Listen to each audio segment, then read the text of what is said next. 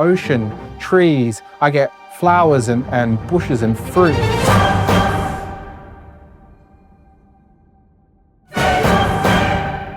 This is a beautiful smell, but it's a blob.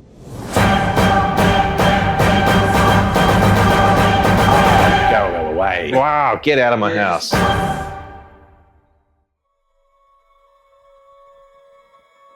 In the world of fragrance collecting, every brand has its unicorns. Elusive, discontinued bottles that collectors spend a lifetime chasing. And few command the staggering premiums or cultivate the obsessive mythology of vintage Tom Ford. But time complicates things, raising questions that are hard to ignore. Are they really as good as people claim? And can you smell something faithfully, knowing it has legendary status? Because frankly, reputation is just someone else's experience. And while Tom Ford is a house I know better than most, there are still corners of it I've never explored. And those gaps leave an unfinished family portrait I desperately need to complete. So does 20 years of hype hold up, or has the reputation been doing all the work? There's only one way to find out.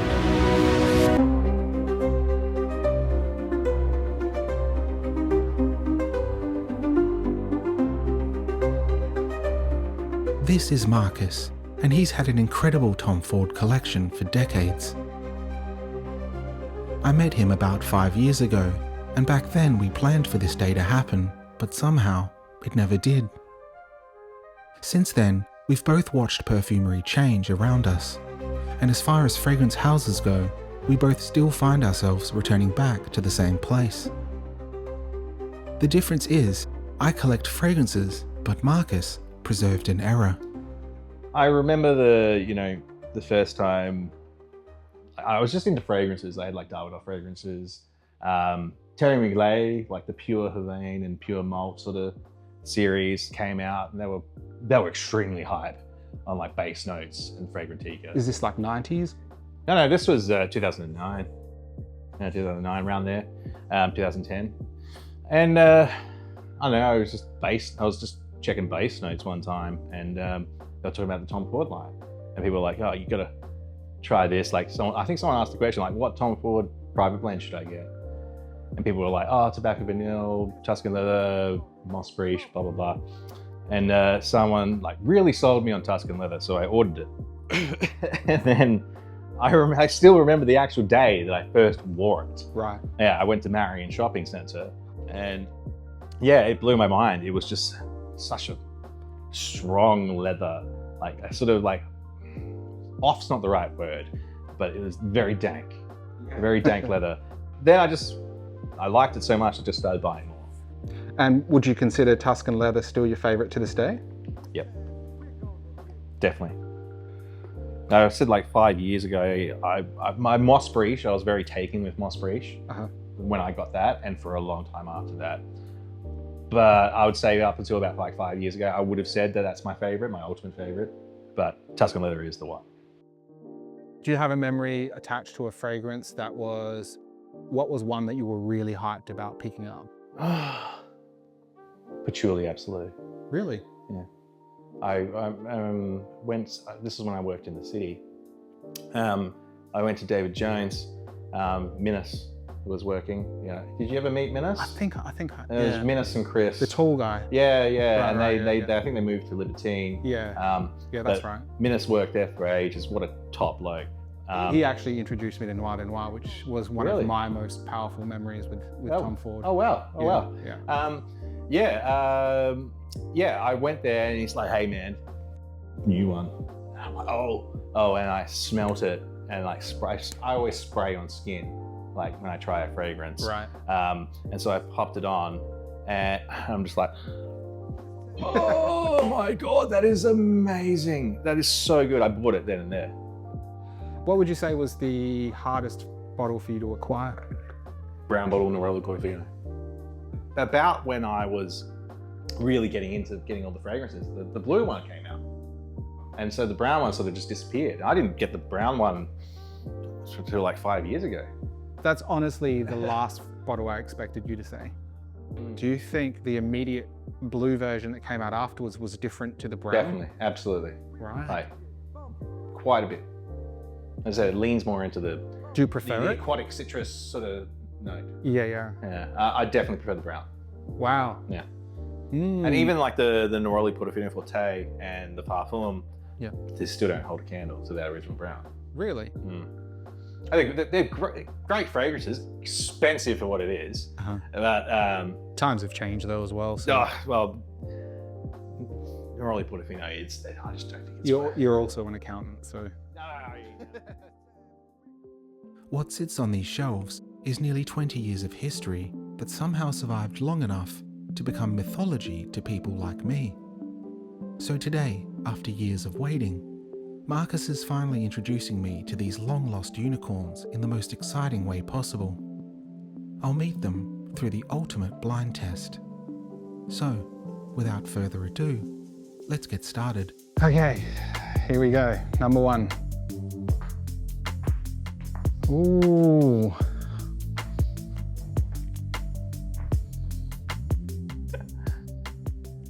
What do you think?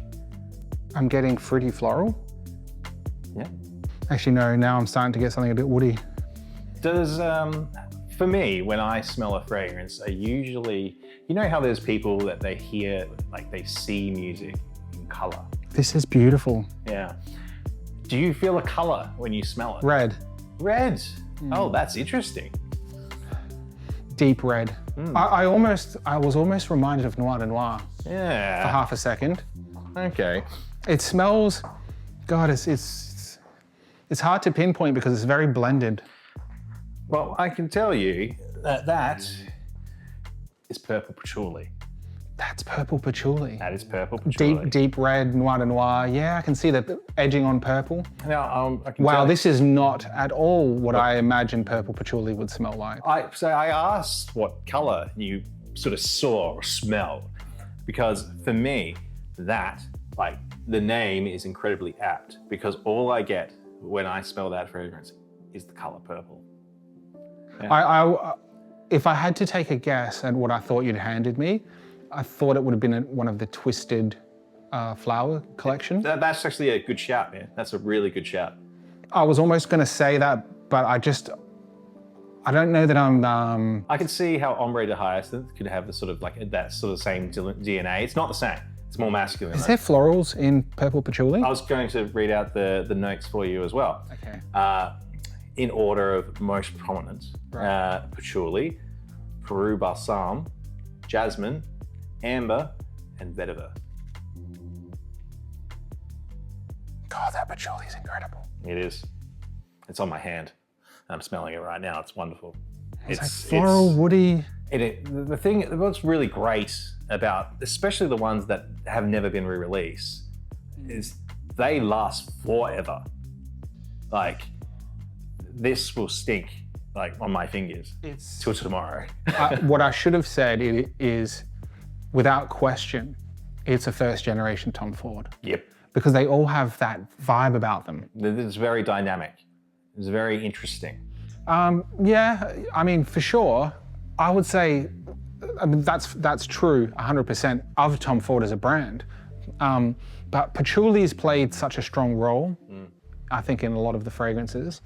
And they all have that suave thing. It's like a matte finish or like a suede texture to them. That is. I've never thought of it like that. That's crazy. It's beautiful. That I did not expect purple patchouli to be that good. It's great. Like, I was expecting something much more earthy. Patchouli, you can sort of smell the patchouli, absolute patchouli in it, but it's rounded out, and it has a lot more like sweetness is probably not the right word. Round is perfect. Yeah, a perfect description. But it has a bit more like, as I said, sweetness not the right round, but it's sweeter. Like it's not. It's very sweet. It's not so masculine. It's sweeter and smoother and less earthy than I thought it would be. It's still got a bit of earth. There is, but I think it's round. I think people like you and I are well accustomed to earthy scents because we both love noir EDP. And you know, the thing is, when you wear something enough it starts to, I mean, this is science actually, it starts to not be as prominent. You don't catch it as much because you're so used to wearing it, your nose blocks it out. And when it comes to maybe earthy animalics, even leather to some degree, I don't smell as much as I used to, which I don't like. I want to smell it more, but maybe that's what's happening here. Maybe I'm not catching as much earthiness as there actually is. I'm very familiar with the smell. Funnily enough, I was actually going to ask you about this. I could probably pick every single for a private blend out of like you spray it on me and you don't tell me what it is, I can pick what it is. I believe you. Yeah. Funnily enough about this fragrance, I don't tend to wear it very much. Not because it's so rare or anything, not because I don't like it. It's just because one time my business partner, when I was wearing it, he said, dude, you smell like KY jelly. I'm like, no. So there's your negative scent memory. Yeah. I love this. I would wear this a lot. It's good, isn't it? I love patchouli, and that is, I'm gonna say it, that's the best patchouli I've ever smelled. Wow. Yeah, that is incredible. It's so smooth. Yeah. And the sweetness, it's sweet, but it's not sickly sweet. There's a lot of sweetness, but it's so round at the same time that you don't get those upper registers of sweet. You know, it's very mid-range sweet. Okay. Beautiful. Wow. I'm glad that you like that one. That was fantastic. That one's gone. Yes. Okay. I can't look. I'll look Now, away. For this one, what am I going to go with? Okay. All right, I know. I just want to let you know for a couple of them, I want you to put them directly on a pulse plane, say on your wrist or on the top of your hand, but not this one, don't worry. Hey, so it's you from the future, and I just wanted to let you know that when you get home later today and try this on skin, it's going to be a very different fragrance. On card, it was your favorite of the day, but on skin, it gets much more earthy and the violet pops, so it becomes more purple than the deep red you're imagining right now. Anyway, have fun.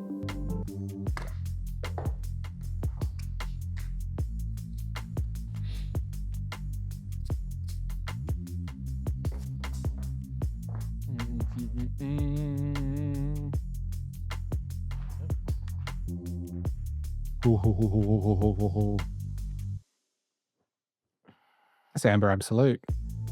That's 100% Amber Absolute. That is 100% Amber Absolute. Yeah. It's more thick than my version, than the Reserve. Yeah, what's interesting about that Amber Absolute is I have a decanter of it, okay? And so I put it in the little Tom Ford travel atomizer. And the nozzle gets gunked up from the quality and... Scent profile is different as well. Is it? Yeah. Because I've never actually personally smelt the Reserve.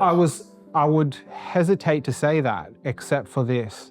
The alcohol note in this is still there and lively, but it's not as nice as the Reserve. Really? The Reserve has this incredible boozy note at the opening. It's so addictive. I feel like that improves the scent profile, but everything else here is more denser and, dare I say, a little bit more natural. It's probably the strongest Tom Ford. It's more chocolatey. Wow, that was a good second choice because it sort of gave me the ability to... Like, I know what fragrances I'm talking about. No, not so much that, but really just be able to lean on my own collection a little bit. All right, and be able to, I get what you're saying. Give the people watching a bit of context to the old and new version, because the new one is somewhat accessible still, but the old one's just unicorn at this point. Yeah, it's gone. It's gone. Okay, let's all right, let's do one on skin. Okay. Now I want you to close your eyes so you don't see. Okay. Eyes closed, wrist out.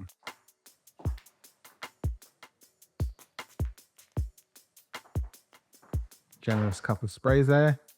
I can feel the thickness of that.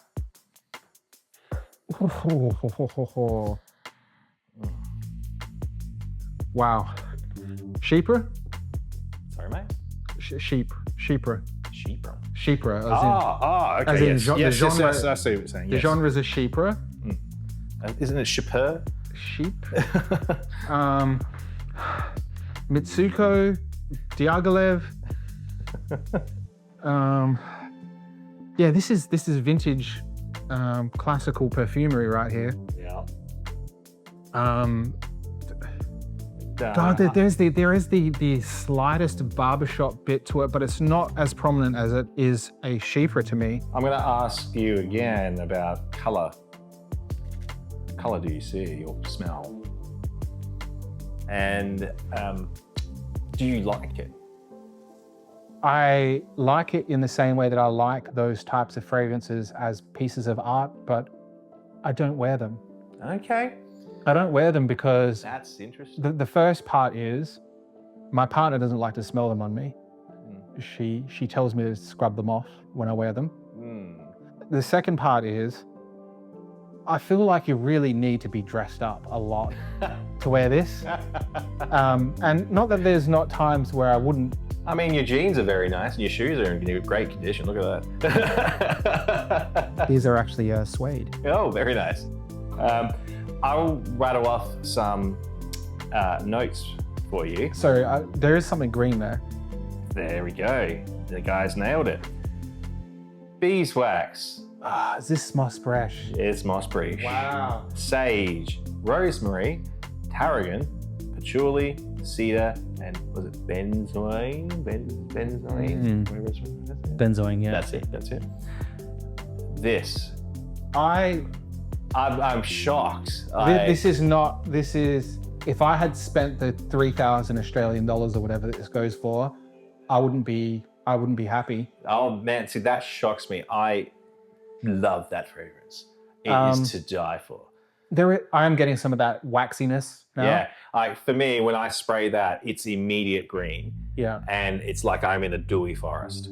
And I'm walking through a dewy forest. Like the beeswax, the honey, and the top notes are accessible. And it's that this is a fragrance for me that I would smell it and I'm like, holy shit, that's amazing. You have the opposite. They're accessible for somebody who appreciates vintage styles. But if you were to take this to the current market, that, you know what I mean? Like it's not. I am shocked and appalled. I'm not saying I don't like it. I do like it, but it's not the kind of thing that I would wear a lot of for the same reason as I don't wear a lot of Mitsuko, as much as I respect and appreciate it. That's cool, man. I'm like that. I would never have picked that. That's amazing. Which aspect would you have never picked? That you wouldn't love it. Right. I'm shocked. Like, because that fragrance, I smell that and I just cannot get enough. Moss Breche reminds me of like an Irish countryside. That's interesting. Yeah, and I get the picture of the guy with the plaid jacket and the scarf and with his bloodhound, and that's cool. That's what I'm getting. So as I said, for me, I'm walking through a dewy forest. Yeah, that's the same imagery. A bit. But I see a lot I'm actually in the forest. Lots of wood, lots of green. Okay. River, stuff like that. I think that's part of the reason why I'm drawn to Tom Ford as a house, is because there's so many innovative profiles, so many unique and original things that you can't find in other places. And mind you, I do appreciate his modern take on classical profiles equally, which is clearly what this is. But this particular classic profile, I don't gravitate to it. I don't reach for it as much. Interesting. So I'm content to know that I'm not going to ever buy a bottle of Moss Breche. Get out. For the price that it goes for, especially. Well, I got mine for pretty cheap. That's all right. Wow, that's actually a bit of a relief for me, to be honest. Well, man, I'm like this close to kicking out of my house. Get out. No. All right, let's move on. Okay. Your next one, sir. Ooh. I think you already know what it is. Do I? Surely. That's Tuscan Leather. That's Tuscan Leather. That is It's not as strong as... a 2009 Tuscan Leather. I mean, Now. Okay, now it's building up. Mm-hmm. It's so good. It's fantastic, isn't it? Again, I don't know whether it's due to maturation or a different blend in materials, but it's smoother, which is not what I expected. I thought it was supposed to be more rough and more nasty. I would say it's definitely more rough. Maybe on skin it'll be different. Yeah, But here's the thing though, And the thing is, like, the top notes are going to be accentuated on this card, so surely it should be. you know how I feel about cards. Like, I don't. How do you feel about? Oh, sorry. How do you feel about cards? I just do not think you can truly experience a fragrance without putting it on the skin. I agree, but this sort of takes any weirdness going on in my skin chemistry out of the equation. Plus, initially, the thing about this, like Tuscan leather, you have to let it sit on you for a bit, and then that leather really comes. I'll say this. It's different enough from the version I've got for me to want to chase a bottle of it. I would agree. Anything 2013 and prior, Yeah. you'd want a bottle of Tuscan But leather. it's not as drastic as I thought it would be. Amber Absolute is. That is thick. I found personally from 2013 onward that the batches can vary significantly. Right. Like 2017, I had a 100ml bottle of that and it was straight hot garbage. It just had no longevity to it whatsoever. I've got it was very raspy for it. I think I've got a 2021 and it just, I put 8-10 sprays on That's a lot of spray. and I'm still not, it's not overwhelming at all. You would need like 3 from this one. This is 1 or 2 sprays? That's 2. 2. And like, you have to remember, I haven't sprayed these, so I have to, like, for a while, so I have to prime. It has a prime. To be fair, this probably is very strong. I'm just getting mixed up with the amount of sprays that I would like normally use with my bottle. If I had done the same amount of sprays as my last wearing of Tuscan Leather with this stuff, my eyes would be watering, you know, like. I don't think we need to go through the notes. Because No, we don't need to. Tuscan Leather. God, it's so good. It's raspberry and leather and a bunch It of smells stuff. brilliant. It's fantastic, isn't it? All right, we got our next one. So,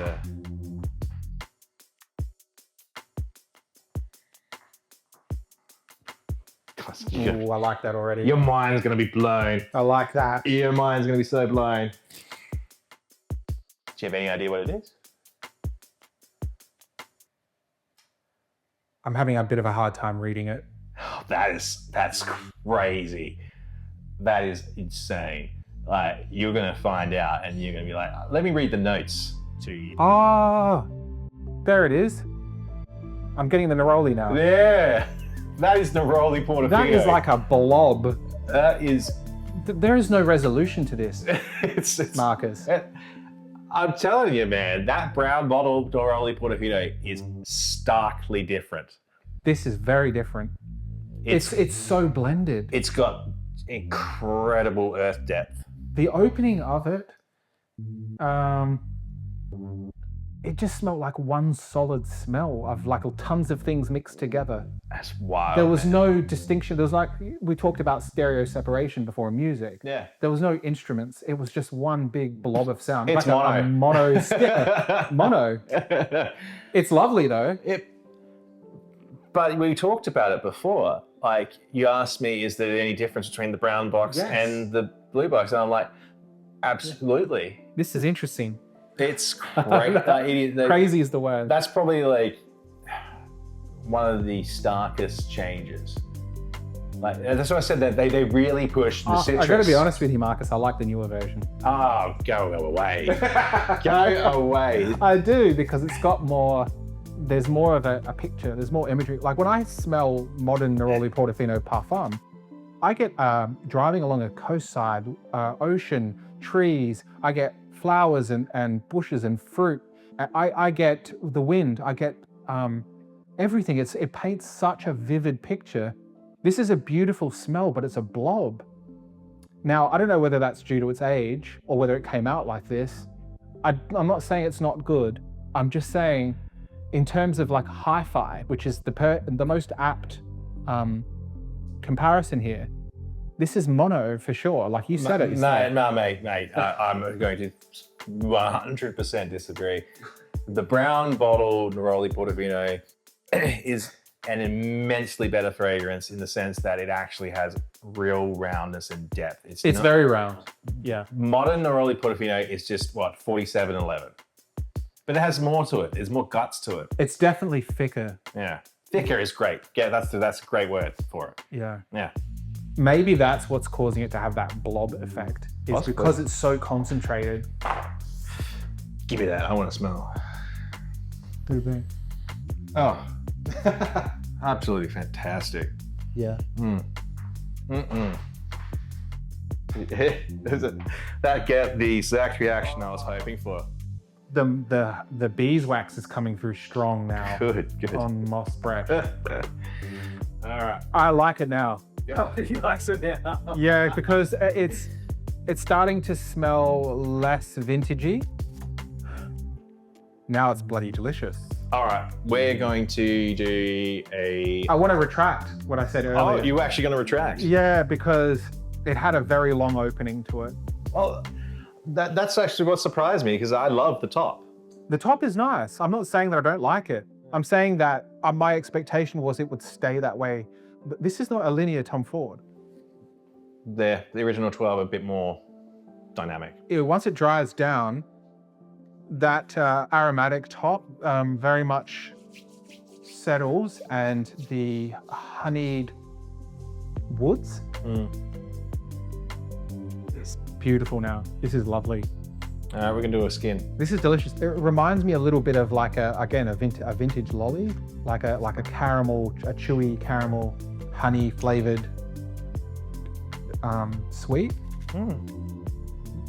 It remains pretty vintage though. You keep coming back to the Moss Breche. That's all I'm saying.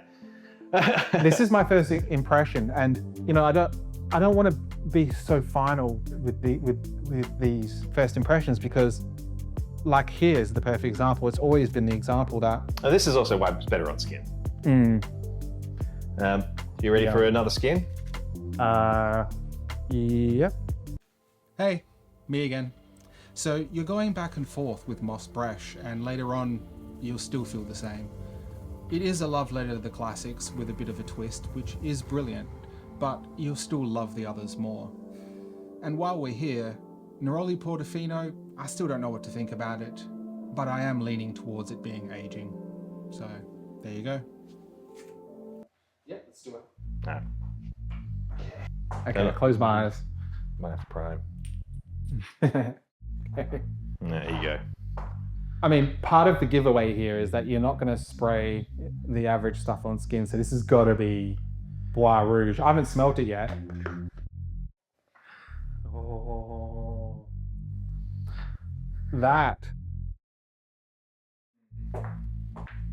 smells bloody beautiful. I have a lot to say. Tell me.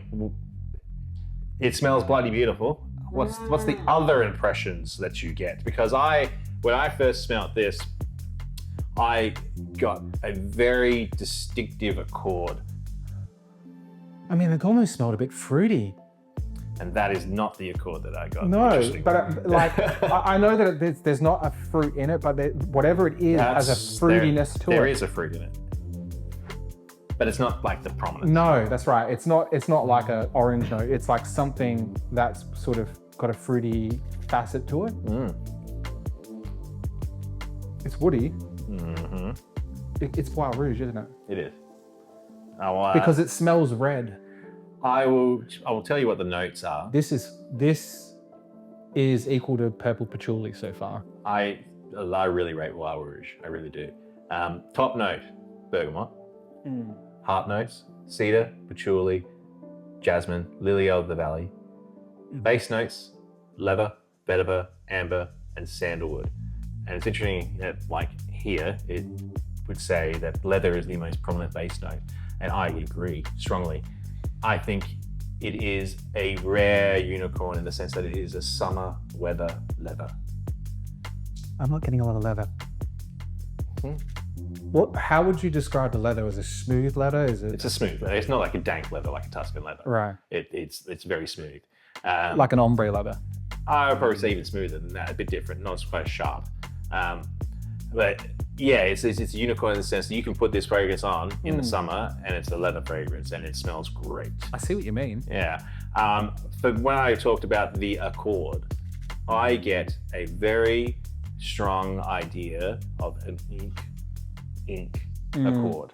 Like it is inky. You're 100% correct. Mm-hmm. I think it's very inky.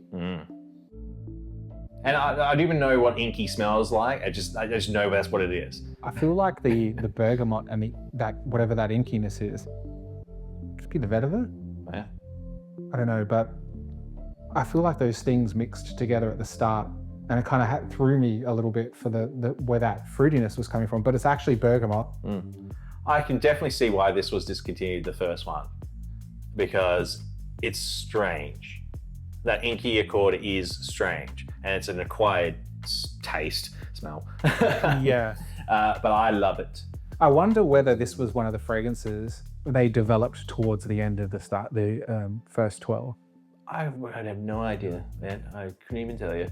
But I know it was the first discontinued, that's for sure, in like mid-2000s. Because it feels like something that you go to after you've explored the other ones, and then you go, once you've established that those are all good, you get to this and you go, oh, okay. Yeah. Interestingly, you know how the Tom Ford private brand was initially, and they still kind of do it, meant to be blended with other private blends. So you take one and you blend it with, layer it with one another.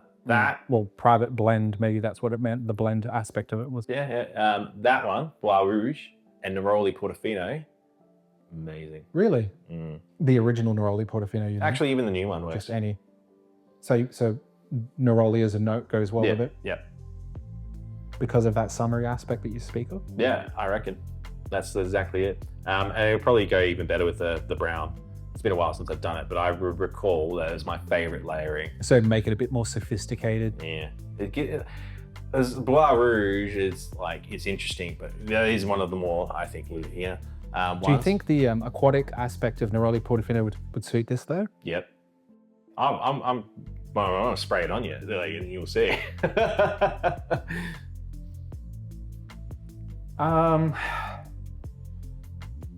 I'm going to say it's second to purple patchouli. I can't believe how much I love purple patchouli. Well, that's neither can I. That stuff is incredible. I'm shocked. You're shocked that I like it so much? That Moss Breches is number one. Now that I've smelt Bois Rouge and I come back to Moss Breche, this is that compare and contrast thing. It emphasizes things different when you do that. And I'm getting that barbershop vintage thing again. I can't put my finger on it. It's not a creamy barbershop thing. It's something else. It's almost like the aftershave thing. I can tell you honestly, I've never gotten like a barbershop vibe from it.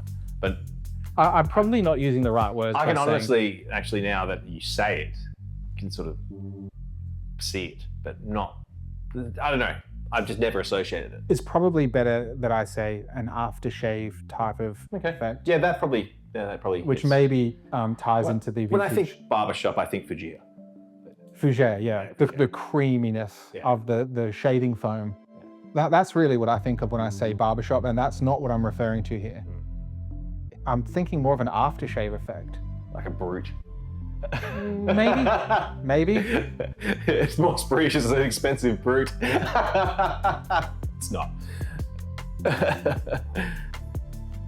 I've got to be honest with you. I feel like Moss Breche is the odd one out in the original 12. It almost feels like it doesn't belong there. You're really pressing my buttons here. I know. I'd be pressing a lot of vintage Tom Ford collectors buttons there because I know how much people love this. This is just my feelings about it, and I don't know. I don't see it. I don't like. If I was at the boardroom table when they were laying it out, I'd be like, "What's this doing here?" God, I know. There's people to be screaming at the monitor right now. I'm so mad. All right, next one up. Okay.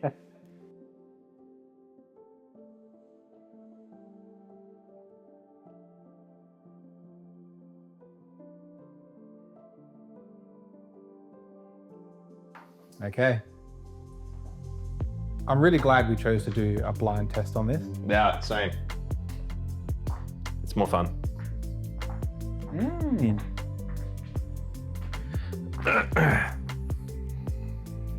Bit femme leaning? Bit femme. Yeah. Definitely. Floral. Yep. Yellow? Yellow, white floral? White. White? Sure there's not a bit of yellow in there? Not really. Touch of fruitiness. Well, what do you think it is?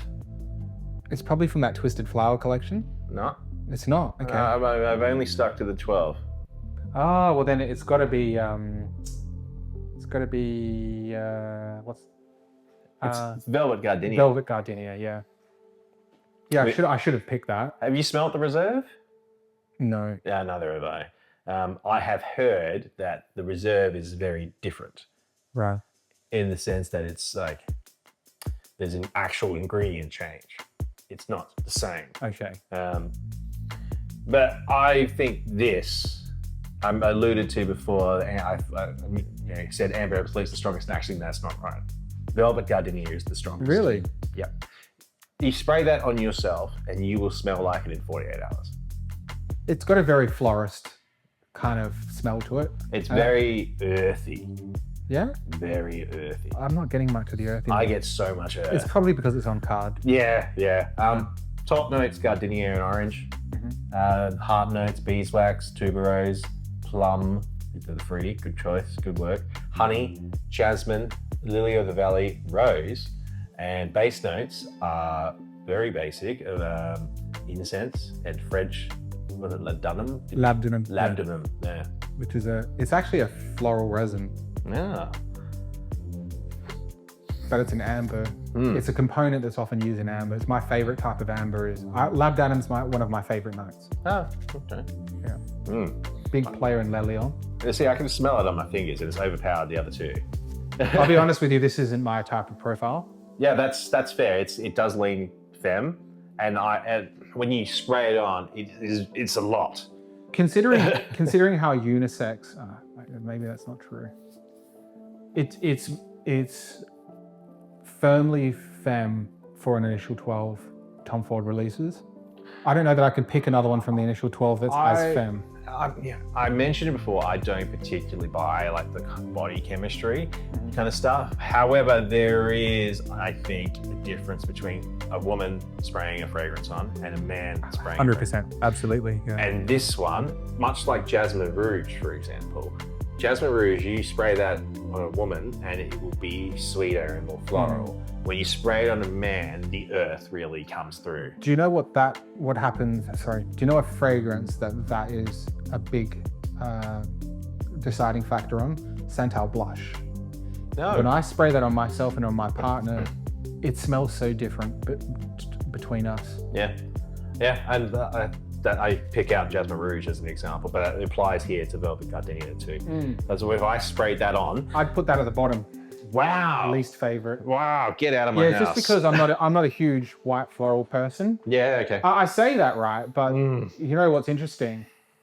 I consider Shanghai Lily one of the best, and that's a white floral. That is probably like the most feminine one as well. I think Shanghai Lily, sorry, that's another example of one that I sprayed on myself and it becomes less femme smelling than what it smells like. More earth. Shanghai Lily is incredible. And that's an example of a white floral fragrance that I actually consider it to be like a white floral version of Noir EDP with a little bit of maybe the vanilla from Tobacco Vanille in the base and the spices.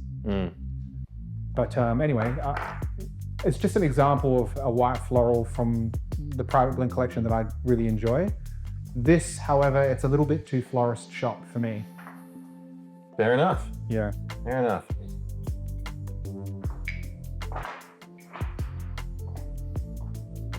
Something familiar about this. That's a Is that Japon Noir? that is Japon Noir. Wow.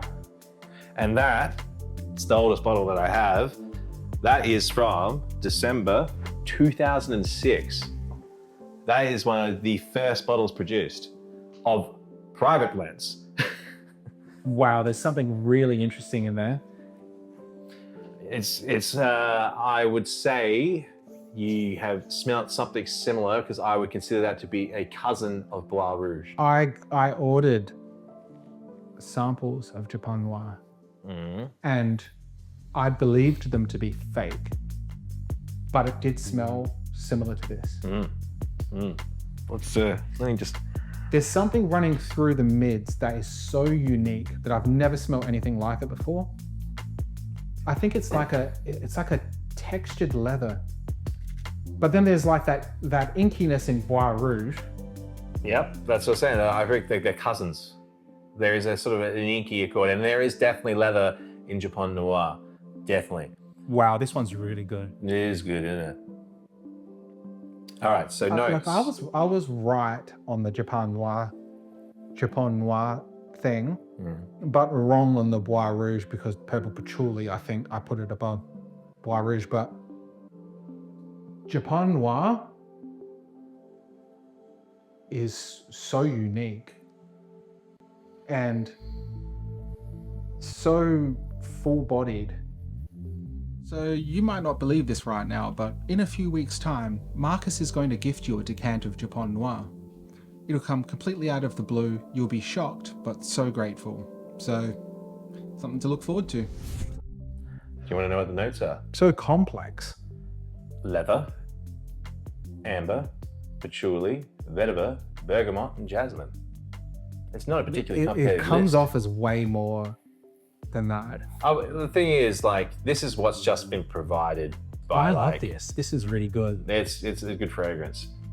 It's just, this is what's available, like, Fragrantica and base notes. I've got a feeling that this is going to dry down even better, It does. because it's that thing that's running through it. I don't know if it's leather or, I was about to say chocolate, and then you said there's patchouli in this. It's like a mix of the patchouli, the inkiness, the leather, that is forming one accord, that's running through the heart of it. It's kind of textured and a bit dense. Dense is an apt word for describing basically all of them in the original 12. Just lives up to the reputation. Yeah. But yeah, as I said, that's like Tom Ford Blends came out in 2007. That was produced in 2006. That was probably the first batch. Oh, this is one of those ones that you just can't stop smelling. It's also the glass cap one. Do you want to look? Is Japon Noir more expensive than Moss Brush? No. Good. I think it's also, I've seen more of it Okay. around. Here you go. Oh. Have a play with that. So yeah, feel the cap. So that one sticks a bit harder than the Moss Breches cap, which is also glass, but that one just, I don't know, just fits more snug. And it also has the embossed back ingredients list. Look, I can understand. Oh well. It's nicer. It feels more premium to have the glass cap, but it is cheaper to have plastic and it doesn't break. You could make the argument that, you say that it's fragile, but so is the bottle. Oh, true. Right? And the other thing is, more than anything, more than the premium feel, just the fact that it Has that noise. You hear that noise? Well, the noise, yeah. Hear that? But more so that it's firm. It's not loose. I feel like that is probably the key issue with most Tom Fords that brings a cheapness to the presentation, is how loose the cap is. Yeah, you say that, but this is kind of loose. And I think you say like the bottle is fragile, but you're more likely to drop the cap, I think. Sure.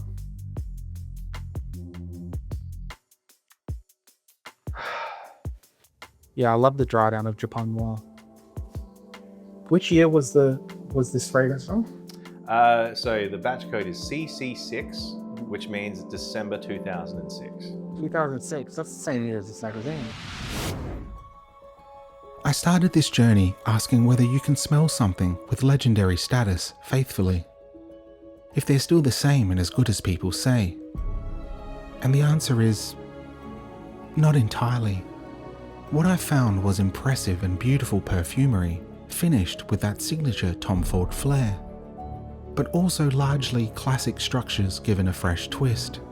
And knowing that, I imagine that if you re-released these exact formulas today, they wouldn't set the world on fire. I imagine they would perform something like Fougère d'Argent, highly respected by people like me, but largely ignored by the masses, because it's still a relatively classic profile in an ever more modern world. And perhaps that's the real reason that they didn't survive. Not because they weren't great, but because the house was simultaneously unleashing ideas like Black Orchid or Tuscan Leather, concepts that were genuinely disruptive and new. The market and Tom Ford kept moving towards these disruptive, more distinct profiles, and thankfully, many of them are still here. Through the perspective of an aficionado, the unicorns are phenomenal creations. There's a distinct, highly specific way that Tom Ford handles these classical structures, and frankly, there's simply no modern alternative out there. So I do want to own bottles of them for myself. However, that brings me to the very thing I didn't expect to discover. Spending hours with Marcus seeing these bottles sitting on a physical shelf instead of floating around internet forums completely stripped away the digital mystique. The closer I got to the mythology, the more honest it became. These weren't born as legends, they were just fragrances that didn't survive. And the bottles that changed how I personally experience this house, the ones with true memories attached and actual skin time, most of them are still readily available. Fragrances like Noir de Noir changed me precisely because they were distinct enough to be unforgettable. It didn't remind me of anything else and felt entirely brand new, allowing me to attach strong memories to it. People have the tendency to boil down rarities as the most prized items, but Tom Ford's real legacy isn't the unicorns. It's a house that mainstreamed the exotic, championed the unisex, and executed ideas that were impossible to forget. Somewhere in the future, the bottles sitting on retail counters right now, the ones you can still walk into a boutique and buy, may well become someone else's version of this mythology. So if you're like me, chase them and draw your own conclusions. But if you're just new to Tom Ford, don't overlook what's still on the shelves today. They might just be tomorrow's unicorns.